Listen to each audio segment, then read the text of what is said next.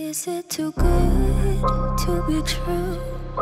I want this so much but don't know if I can trust you. 안녕하세요, 플로리스트 박성호입니다. 이번 시간에는 저번에 얘기했었던 것처럼 다이소에서 산 캣글라스 3종을 한번 리뷰해 보도록 하겠습니다. My mind's racing fast trying to find the red flags I'm used to. All these green lights, are they coming too soon? Caught between red and the green and you. 사실 한 번쯤은 다이소나 아니면 다양한 곳에서 씨앗을 사다가 아니면 씨앗 키트를 구매하셔서 키워보신 일이 있을 거예요. 근데 하다 보면 왜 내 건 안 자라지? 왜 나는 꽃이 피다 말지? 아니면 식물체가 되다 말지? 아니면 아예 발화가 안 되는 경우도 분명히 있으셨을 거예요. 그래서 오늘 이번 시간에는 캣글라스 요 3종을 리뷰하면서 어떻게 하면 씨앗을 발화 쉽게 시키는지, 어떻게 하면 내가 산 씨앗이 발화될 수 있는지, 아니면 이런 제품을 구매하지 않더라도 씨앗을 구매해서 내가 직접 발화 키트를 만들어서 씨앗을 발화시키는 방법, 어떻게 하면 쉽게 식물을 발화시켜서 식물체로 만들 수 있는지에 대한 팁을 여러분들과 함께 이야기해 보려고 합니다. I'm stuck in the blue.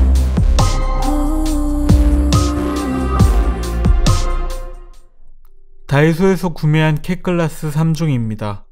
캣닙, 밀새싹과 귀리새싹입니다.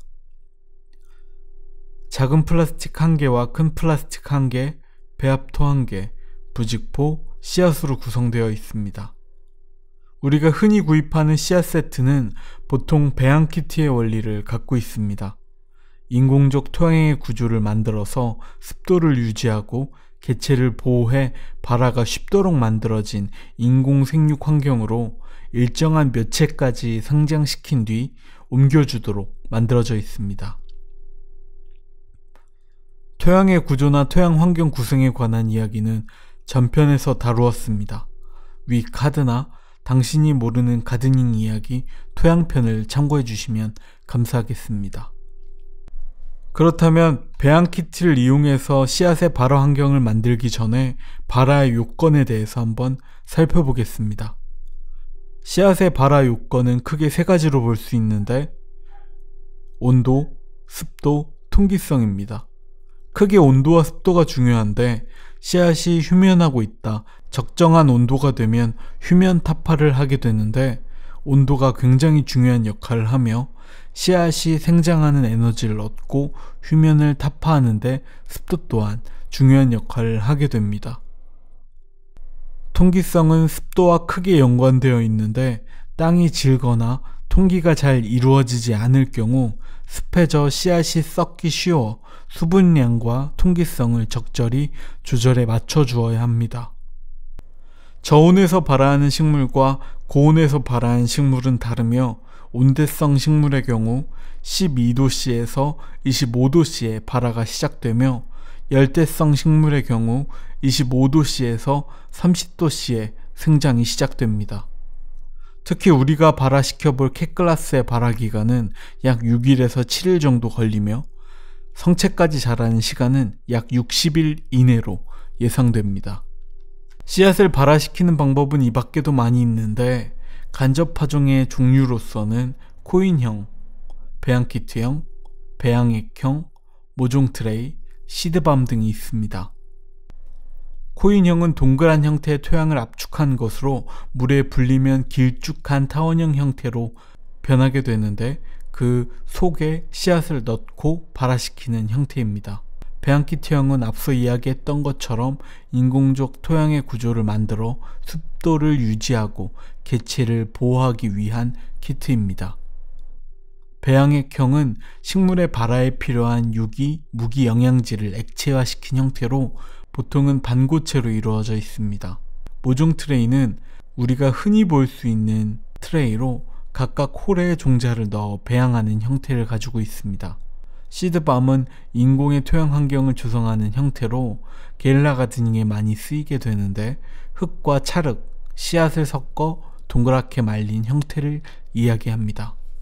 본격적으로 씨앗을 식물체로 성장시킨 뒤 옮겨줄 수 있도록 배양 키트를 제작해 보겠습니다.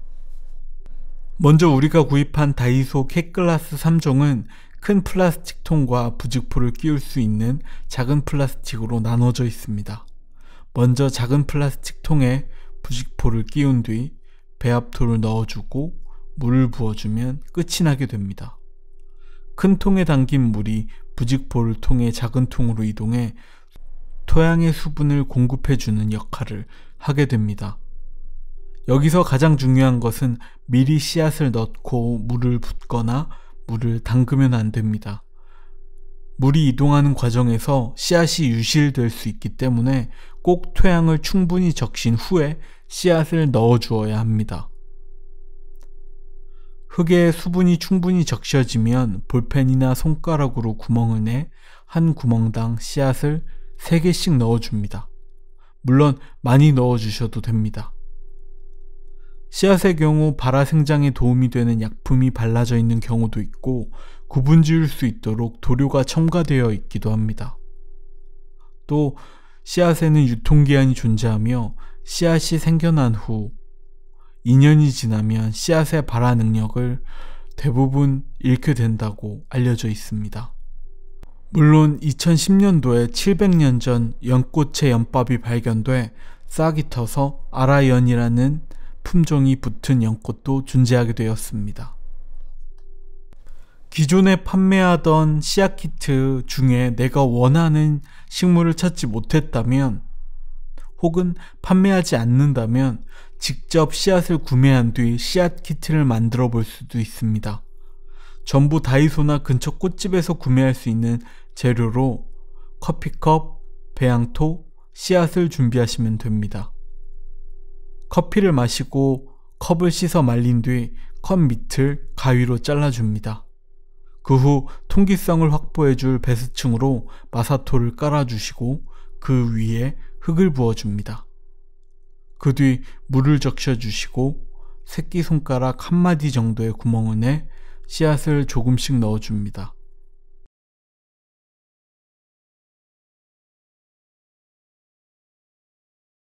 커피컵의 돔형 뚜껑이 수분 증발을 막아줘 쉽게 마르는 것을 막아줍니다.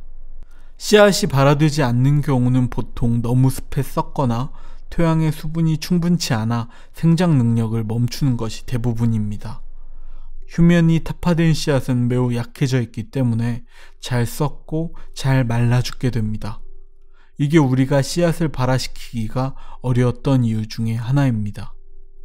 온도에 잘 맞게 반 그늘에 두어 온도를 맞춰 주어야 하고 흙이 너무 마르지 않도록 2-3일에 한 번씩 분부기로 수분을 충전해 주시는 것이 좋습니다. 단 너무 과습하지 않도록 흙의 상태를 눈으로 봐주면서 지켜봐 주어야 합니다. 어느 정도 식물체가 되었을 경우에는 꼭 큰 화분으로 옮겨 심어 주어야 잘 자랄 수 있습니다. 네, 이렇게 씨앗의 발화 요건과 환경 그리고 흙에 관해서 한번 다시 배워봤습니다. 어떻게 하면 씨앗가 발화가 잘 되는지, 어떤 요건들이 있어야 씨앗이 발화가 되고 식물체가 되는지, 어떤 방법으로 우리가 잘 씨앗을 발화시킬 수 있는지에 관해서 한번 이야기 나눠봤습니다. 사실 제가 말씀드리는 방법들로 잘 크냐, 씨앗이 발화 잘 되냐라는 건 제가 증명할 수밖에 없겠죠. 그래서 씨앗을 한번 저도 열심히 발화시켜서 창피하지 않게 열심히 한번 키워보도록 하겠습니다. 씨앗마다 발화 식물체가 되는 기간은 저마다 다르겠지만 최소한 2주 정도면 싹이 틀 테고 식물체가 되는 데는 90일 안에는 무조건 식물체가 되니까 한번 다음 편은 아니고 한 다음 편쯤에는 식물체가 되어 있는 모습 볼 수 있겠네요. 그러면 그걸 캐트닙이나 아니면 밀새싹 같은 걸 슈페니한테 주면서 그걸 한번 먹방 해보는 시간도 한번 가져보도록 하겠습니다. 이렇게 이번 시간 발화에 관해서 한번 끝내봤고요. 다음 시간에 어떤 걸로 찾아올지는 잘 모르겠지만 그래도 따뜻한 봄날에 맞는 컨텐츠로 한번 다시 찾아뵐 것 같습니다. 시청해주셔서 감사하고요. 구독과 좋아요 한 번씩 눌러주시기 바랍니다. 감사합니다.